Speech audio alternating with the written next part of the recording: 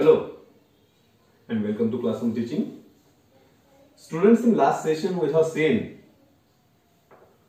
about various sources of heat, and in this session we are specially going to discuss about the difference between heat and temperature. That means the concept of heat and temperature.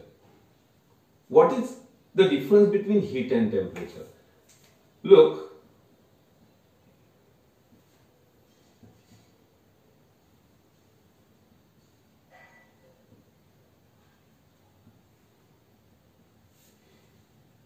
if we take, let us see this diagram. Suppose this is hot gas and this is cold gas. Both are gases. So, all the atoms, basically we know that every substance it is formed, it is made up of many atoms. Innumerable, uncountable number of atoms are present in any substance. So that these gases are also made up of atoms. And all these atoms, they are always in motion. That means they are moving here and there continuously because they are energetic. Let us consider, suppose these are few atoms of these gases. And if we show the motion of these gas atoms by arrows,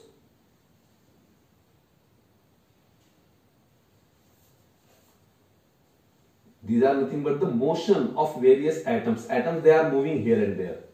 And these are nothing but the motion of atoms of this cold gas.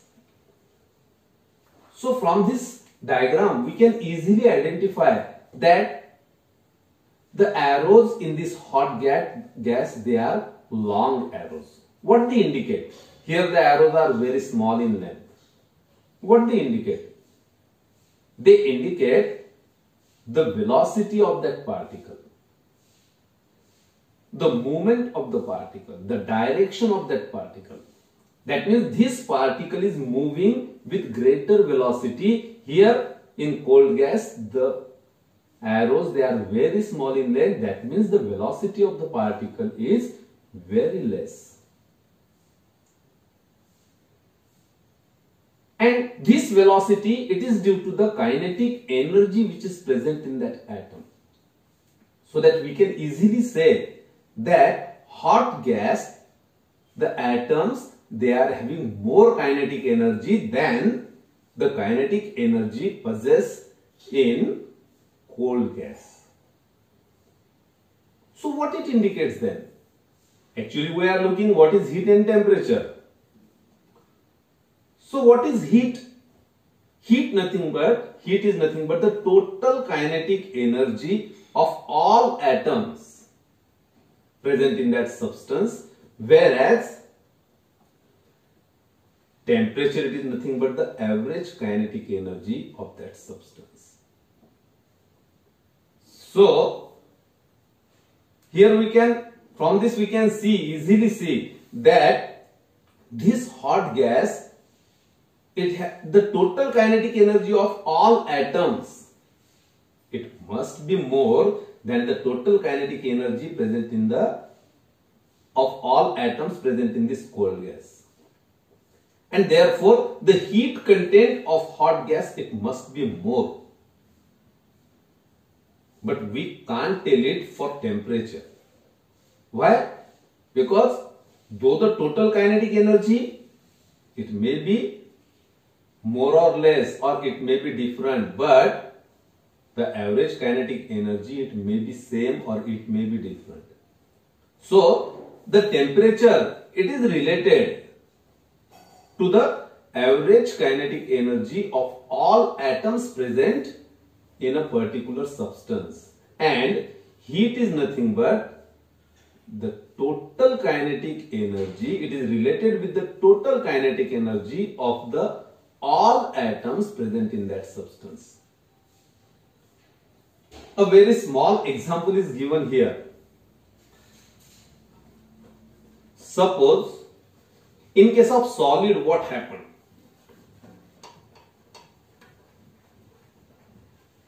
Look, in case of solids, if I draw the similar diagram here, suppose this is a solid substance. We know all the atoms which are present in this solid substance, they are bonded with each other with very strong intermolecular force. So they are bonded with us and therefore they cannot move. They cannot go from one place to another. But still they have kinetic energy. And that kinetic energy, they are not moving from one place to another place, but they are oscillating around their mean position. They are oscillating. So this is nothing but the oscillatory motion of every particle which is in solid state. And average kinetic energy of all atoms present in that substance, it is nothing but temperature. And the total kinetic energy of all substance present in it, it is nothing but heat. So that is the basic difference between heat and temperature. Here,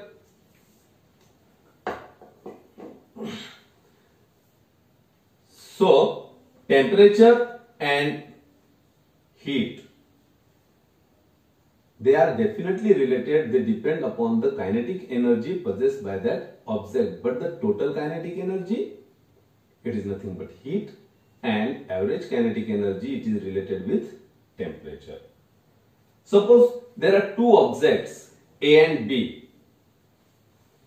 They are having same number of a same substance. Suppose we take water here. That substance, if we take water.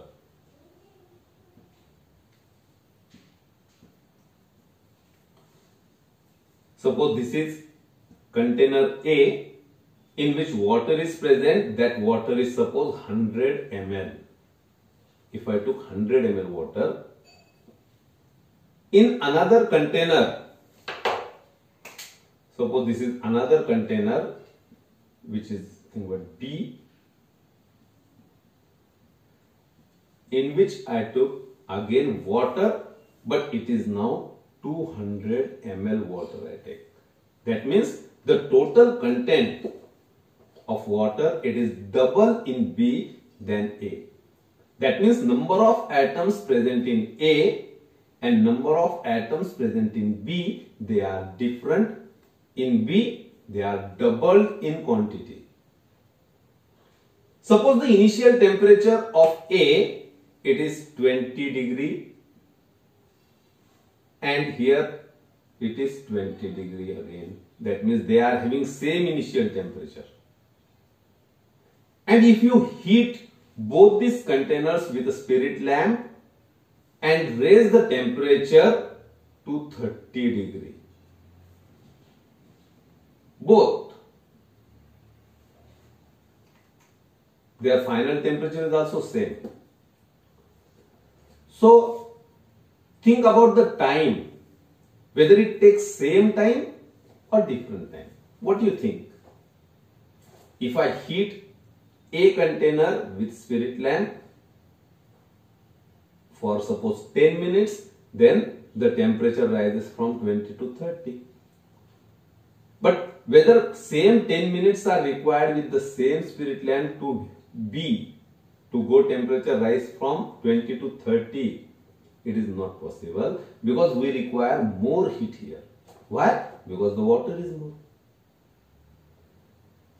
आपल्याला माहिती आहे, चहा करण्यासाठी पाणी घेतलं छोट्या भांड्यामध्ये, gas लावला, ते पाणी लगेच उकळतं. पण मोठा हंडा पाण्याचा ठेवला तर डेफिनेटली त्याला जास्त वेळ लागणार. Now, finally, if we say both these waters, they are having same temperature. Temperature is same, but the heat content of both water must be different. Their heat content is different because we supply more heat here. Understand? Heat content, why it is different? Because double number of atoms are present here, and therefore the total kinetic energy of all those atoms, it must be double than this one. So the heat is different because heat is related with the total kinetic energy of all the atoms, and temperature is same. Why temperature is same? Because though it has double number of atoms, the average kinetic energy of atoms,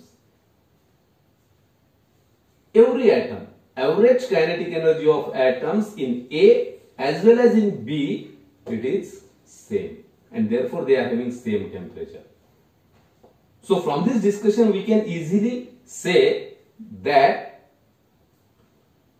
though the substances, they are having same temperature, their heat content may be different. Here in this case, in case of B, the heat is more heat content is there, and in A, less heat content is there, though they are having same temperature. Actually, here I have written degree centigrade, degree Celsius. What is this?